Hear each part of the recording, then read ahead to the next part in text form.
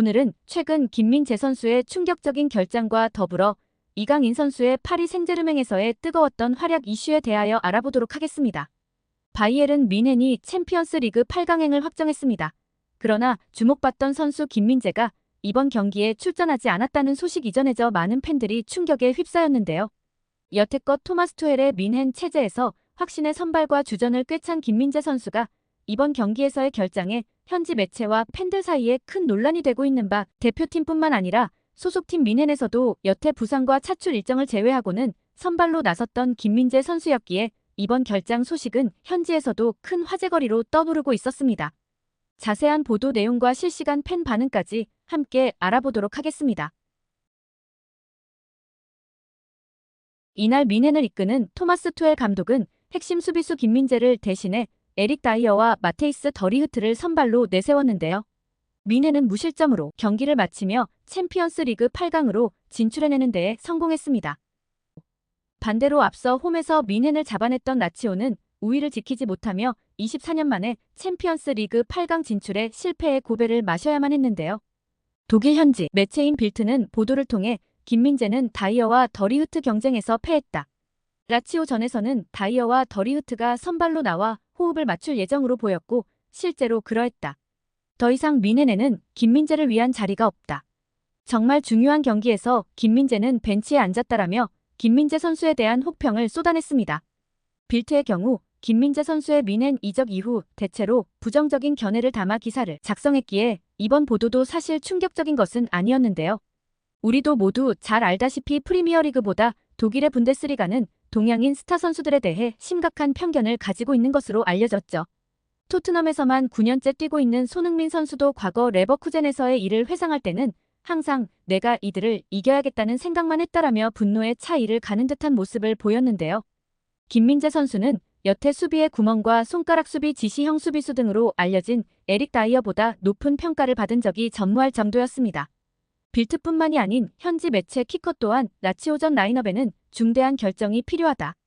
김민재는 이제 안전을 보장하지 않는다. 중앙 수비에서 해결책은 다이어와 더리흐트다. 라며 다소 이해하기 어려운 견해를 드러냈죠. 이에 국내 팬들은 이미 발롱도르 후보에 이름을 올린 수비수이며 나폴리를 우승시킨 김민재의 현재 명성이라면 유럽 내 다른 리그에 진출하는 것이 어떻겠냐는 의견을 내놓기도 했습니다. 그런데 놀랍게도 이번 경기 직후 독일도 아닌 영국의 커트 오프사이드를 통해 김민재 선수가 실제로 이적할 수 있다는 보도가 공개되었는데요.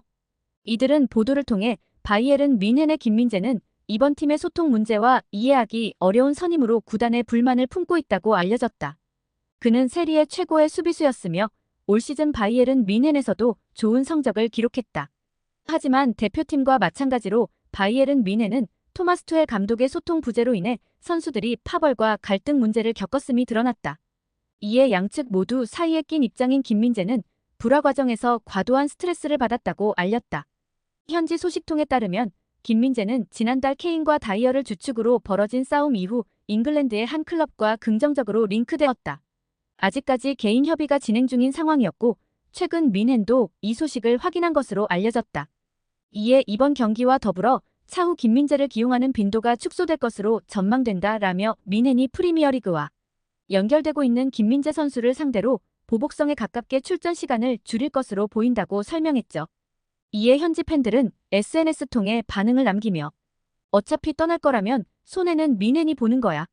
김민재를 보유한 팀이 얼마나 리그에서 강력한지 아직 투헬이 정신을 못 차린 것 같은데 투헬은 이미 뮌헨을 포기했어. 내년 6월까지 감독으로 있어야 하지만 이번 시즌을 마지막으로 감독직에서 사임하겠다고 의사를 밝혔잖아. 케인 다이어가 또 팀을 공중 분해시키네. 김민재는 능력이 되니까 먼저 자리를 뜰 뿐이야. 등등 김민재 선수에게 긍정적 반응을 남겼습니다. 이런 한편 대표팀 하극상 논란의 중심에 있었던 이강인이 소속팀 파리 생제르맹의 챔피언스 리그 8강 진출을 어시스트로 도와 화제가 되고 있습니다.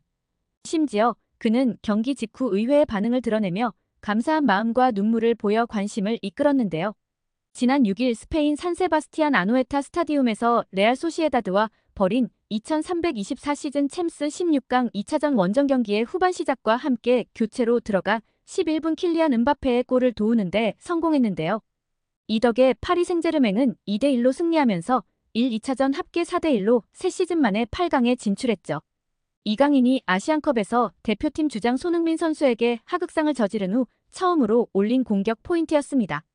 PSG는 전반 15분 음바페가 우스만 덴벨레의 킬패스를 받아 오른발 가마차기 슈팅으로 선제골을 뽑았고 후반 11분 이강인의 패스를 다시 골로 만들었는데요.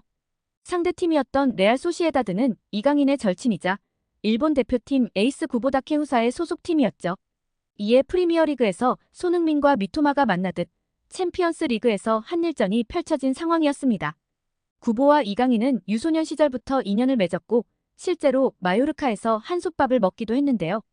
특히 두 선수는 지금까지도 절친한 사이로 각자 PSG와 레알 소시에다드로 이적을 택한 뒤 이번 경기를 통해 첫 맞대결을 펼치게 되었습니다. 현지 매체들은 앞선 슬럼프를 거친 후 드디어 공격 포인트를 올린 이강인에 대한 보도를 내놓았죠. 르키프는 이번 경기에 대한 보도를 통해 이강인의 장점인 넓은 시야가 다시 한번 PSG 득점을 생산하는 과정을 만들어냈다. 그는 심각한 수준의 스트레스에 놓여 있었으며 이로 인한 경기력 저하가 문제가 되어왔다. 이강인은 대표팀 합류 당시 팀의 주장이자 프리미어리그 토트넘 핫스퍼의 주장 손흥민과 하극상에 이은 신체적 갈등을 겪었다고 알려졌다. 이후 그는 직접 런던으로 이동해 사과했지만 그를 후원하던 기업들과의 광고 스폰서십에 거액의 배상금을 물어야 하는 상황에 놓였다. 마찬가지로 파리 생제르맹은 이강인을 모델로 한 다양한 마케팅 전략을 펼치고 있었기 때문에 엄청난 규모의 손해를 입은 것으로 알려졌다. 이강인은 지난 경기 단 5분 만에 출전에 이어 이번 경기도 선발 명단에 이름을 올리지 못했다. 차후 그의 입지가 회복되는 데에는 다소 긴 시간이 필요할 것으로 보인다.